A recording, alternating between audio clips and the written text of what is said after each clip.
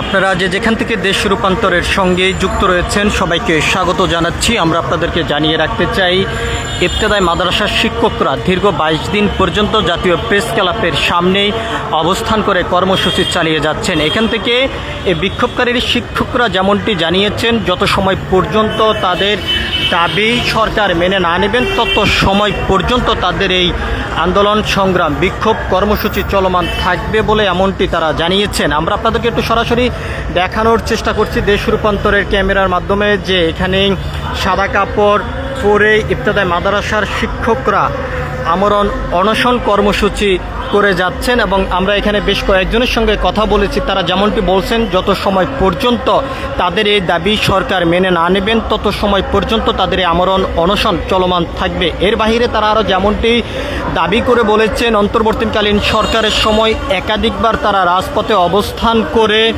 আন্দোলন সংগ্রাম বিক্ষোভ কর্মসূচি চালিয়ে গিয়েছেন এবং সেখান থেকে বারবার তাদেরকে আশ্বস্ত করা হলো, তার কোনো ফলাফল এখনও পর্যন্ত তারা পাননি। যার কারণে সর্বশেষ নির্বাচিত সরকারের সময় তারা জাতীয় প্রেস ক্লাবের সামনে দীর্ঘ 22 দিন পর্যন্ত অবস্থান করে কর্মসূচি চালিয়ে যাচ্ছেন। আমরা এখানে কথা বলবো আজকে বিক্ষোভকারী একজন শিক্ষকের সঙ্গে। আপনার কাছে একটু জানতে চাই যে আপনারা দীর্ঘ 22 দিন পর্যন্ত জাতীয় প্রেস ক্লাবের সামনে অবস্থান করে কর্মসূচি চালিয়ে যাচ্ছেন।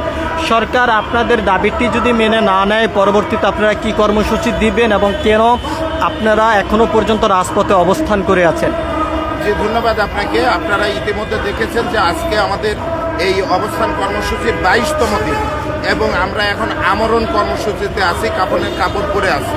তো আমরা একদম জীবনের শেষ আন্দোলন হিসাবে এখানে আসছি, কারণ আপনারা জানেন যে গত বছর আমরা 28 জানুয়ারি 2025 সালে মাদ্রাসা ও কারিগরি শিক্ষা বিভাগের সচিব শাহবাগ মোড়ে আমাদের আন্দোলনে গিয়ে জাতীয়করণের ঘোষণা দেন এবং এখনো পর্যন্ত সেই ঘোষণা বাস্তবায়ন হয়নি। তো সেই ঘোষণা বাস্তবায়নের দাবিতে আমরা মনে করি যে এই স্বতন্ত্র ইবতেদায়ী মাদ্রাসাগুলো বর্তমান প্রধানমন্ত্রী জনাব তারেক রহমান, তার সুযোগ্য মরহুম পিতা তার রাষ্ট্রপতি জিয়াউর রহমান 1978 সালের একটি অর্ডিন্যান্সের মাধ্যমে প্রতিষ্ঠিত করেন এবং তারই ধারাবাহিকতায় তার মা বেগম খালেদা জিয়া 3 বারের প্রধানমন্ত্রী, তিনি স্বতন্ত্র ইবতেদায়ী মাদ্রাসাগুলোকে রেজিস্টার্ড প্রাথমিক বিদ্যালয়ের নাই একই রকম শিক্ষকদের সুযোগ সুবিধা এবং শিক্ষার্থীদের জন্য উপবৃত্তি বিনামূল্যে বই প্রদান করে। তো দীর্ঘদিন যে সরকার ছিল ফ্যাসিস্ট সরকার, তিনি এগুলো বিএনপি সরকারের তৈরি করার কারণে এবং ধর্মীয় প্রতিষ্ঠান হওয়ার কারণে হিংসাত্মক মনোভাব থাকার কারণে এই প্রতিষ্ঠানগুলো আজ পর্যন্ত জাতীয়করণ হয়নি। কিন্তু আপনারা দেখেছেন 2013 সালে একই পরিপত্রে রেজিস্টার্ড প্রাইমারি বিদ্যালয় এবং স্বতন্ত্র ইবতেদায়ী মাদ্রাসা 500 টাকা অনুদানের আওতায় আনে, কিন্তু 2013 সালে রেজিস্টার্ড প্রাথমিক বিদ্যালয় জাতীয়করণ হয় কিন্তু স্বতন্ত্র ইবতেদায়ী মাদ্রাসা এমপিওকরণও হয় না। এই যে রাজনৈতিক প্রতিহিংসার কারণে আমরা বঞ্চিত হয়েছি, আপনার মাধ্যমে মাননীয় শিক্ষামন্ত্রী, মাননীয় প্রধানমন্ত্রীর দৃষ্টি আকর্ষণ করব যে বিএনপি সরকারের প্রতিষ্ঠিত এই প্রতিষ্ঠানগুলো আজ ধুকে ধুকে তার শিক্ষকেরা, এবং আপনার মাধ্যমে বলতে চাই যে এই প্রতিষ্ঠানে আমার পিতা ছিলেন 1984 সাল থেকে এবং তিনি 2013 সালে মারা যাওয়ার কারণে আমি আবার সেই প্রত্যেকটি প্রতিষ্ঠান 1 লক্ষ টাকা ব্যাংকে জমা রাখতে হয় এবং প্রতি বছর 150 টাকা নবায়ন ফি দিয়ে তাদের নবায়ন করতে হয়। আমরা সমাপনী পরীক্ষায় অংশগ্রহণ করি, বৃত্তি পরীক্ষায় অংশগ্রহণ করি, বিনামূল্যে বই পাই, কিন্তু বিষয়টা আসতে পারি।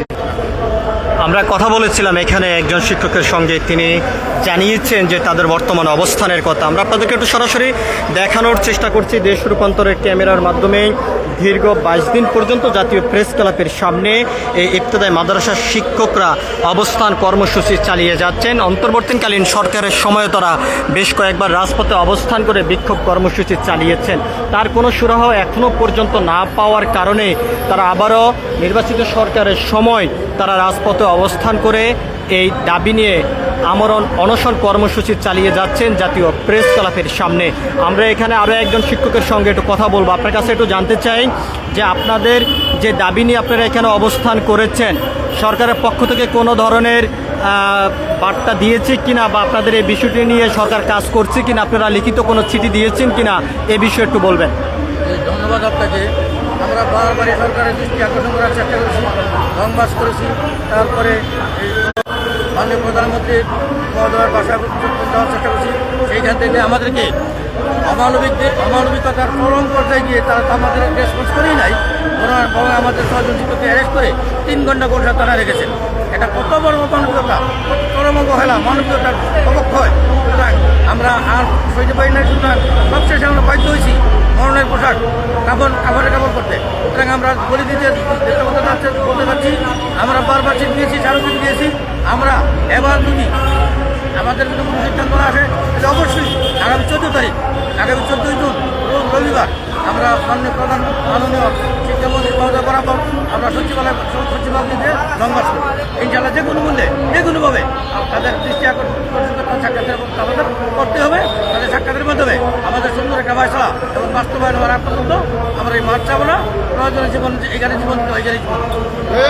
আমরা কথা বলেছিলাম এখানে আরও একজন শিক্ষকের সঙ্গে, তারা যেমনটি জানিয়েছেন তাদের দাবি আদায় না হওয়া পর্যন্ত তারা রাজপথ থেকে সরবেন না, এবং তাদের যে দাবি সেটি সফল করে তারা বাড়িতে ফিরবেন, শিক্ষা প্রতিষ্ঠানে ফিরবেন, এমনটি এখান থেকে এই বিক্ষোভকারী ইবতেদায়ী মাদ্রাসার শিক্ষকরা জানিয়েছেন। সব কিছু মিলিয়ে যদি আমরা আপনাদেরকে জানিয়ে রাখতে চাই, একদিকে যেমন ইবতেদায়ী মাদ্রাসার শিক্ষকরা আমরণ অনশন কর্মসূচি চালিয়ে যাচ্ছেন, অন্যদিকে নন এমপিওভুক্ত শিক্ষকরা এমপিওকরণের দাবিতে তারা আন্দোলন সংগ্রাম কর্মসূচি চালিয়ে যাচ্ছেন।